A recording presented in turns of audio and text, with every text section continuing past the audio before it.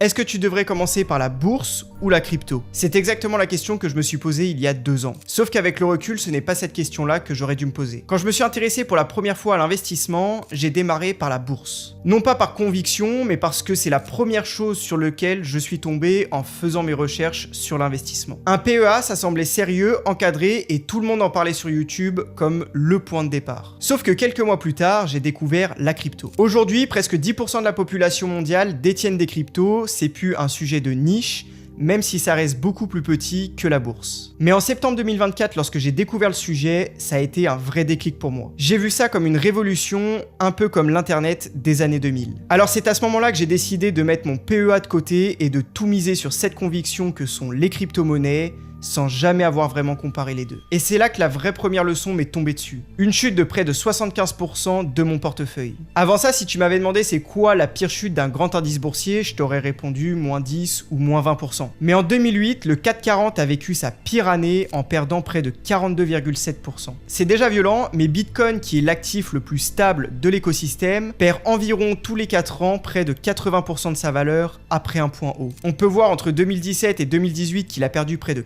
84% de sa valeur, ou encore entre 2021 et 2022 où il a perdu près de 77% de sa valeur. Et pour le moment, Bitcoin nous a prouvé qu'à chaque cycle, c'était la même chose, mais de moins en moins violent. Pour reprendre mon histoire, vivre une perte de 75% est totalement différent que de perdre 10 à 20% par exemple sur la bourse. Donc la première leçon que j'ai apprise, c'est que le marché crypto est beaucoup plus volatile que celui de la bourse. Donc si tu n'es pas perdre à voir des variations de ton portefeuille de 50 à 80%, ne va absolument pas sur les cryptos. La deuxième chose que j'ai comparé un peu tard entre les deux actifs, c'est la différence d'analyse qu'il fallait faire. Sur un indice comme le S&P 500, il n'y a quasiment rien à analyser toi-même. La diversification est déjà construite, tu as juste à comprendre ce que fait réellement cet indice, c'est tout. Pas d'analyse d'entreprise, pas d'analyse de marché, etc., etc. En crypto, chaque projet a sa propre technologie, son propre usage, et il faut refaire le mécanisme d'analyse à chaque fois. Et pour ma part, il y a des choses que j'ai très mal analysées, comme les cycles de marché ou encore les tokenomics qui sont l'économie réelle du jeton, qui est tout simplement ce que tu achètes réellement. Certains projets ont une quantité de tokens limitée, comme Bitcoin, ce qui crée un mécanisme déflationniste, mais il y a des projets qui ont des tokens inflationnistes, c'est-à-dire qu'il y a des tokens émis chaque jour, ce qui le rend inflationniste, un peu comme la monnaie fiduciaire. Donc il faut analyser tout ça, et ça, je ne l'avais pas forcément pris en compte. Et pour moi, c'est ce qui fait la différence entre la bourse et la crypto, c'est le niveau d'analyse nécessaire. Donc la deuxième chose à savoir, c'est ton niveau d'analyse que tu es prêt à mettre pour investir dans cet actif.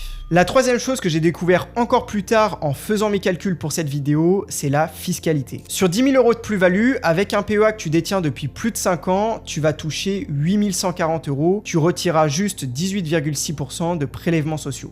Rien d'autre. Par contre, la crypto, elle est imposée à 31,4% que tu la détiennes 1 an, 3 ans ou 5 ans. Peu importe, tu paieras 31,4%. C'est-à-dire que sur tes 10 000 €, il te restera 6 860 €. Presque 1 300 € d'écart pour notre exemple sur une seule opération. Petit point important, le PEA, tu ne peux verser que 150 000 €, mais c'est bien 150 000 € de versement. Tous les intérêts que tu accumules, ton PEA par exemple peut dépasser le 1 million d'euros sans aucun problème. C'est ce que tu vas verser dessus qui compte. Pour ma part, c'est pas ce détail précis qui m'a coûté cher, mais je pense que c'est important de le prendre en compte dans tes calculs. Et la dernière chose à laquelle j'ai pensé qu'après coup, qu'est-ce qui se passe si la plateforme où mes cryptos sont détenus ferme ou se fait pirater? Sur un compte titre ou un PEA, tes titres sont couverts jusqu'à 70 000 € par une garantie légale si ta banque fait faillite. En crypto, il n'existe rien de comparable. Si la plateforme d'exchange fait faillite ou est piratée, tu perds l'intégralité de tes fonds sans recours possible. Et c'est déjà arrivé plusieurs fois en crypto, notamment avec l'affaire FTX. Bien sûr, il existe une solution, tu peux retirer tes cryptos de la plateforme d'exchange sur ton propre portefeuille, mais tu restes le seul responsable. Je n'ai personnellement jamais vécu ce scénario, mais je sais que pour certaines personnes, ça pourrait être stressant. Donc avant d'investir en crypto, pose-toi bien la question si tu souhaites détenir tes propres actifs ou si tu souhaites bénéficier d'une garantie. Alors aujourd'hui, est-ce que je regrette d'avoir choisi la crypto plutôt que la bourse? Pour ma part, je ne regrette pas d'avoir choisi la crypto, mais je regrette plutôt de ne pas avoir fait ces analyses et ce comparatif avant. Je suis toujours convaincu par la crypto, mais le fait d'avoir fait le comparatif avec la volatilité, la fiscalité ou encore l'analyse nécessaire, j'ai décidé quand même de diversifier mon portefeuille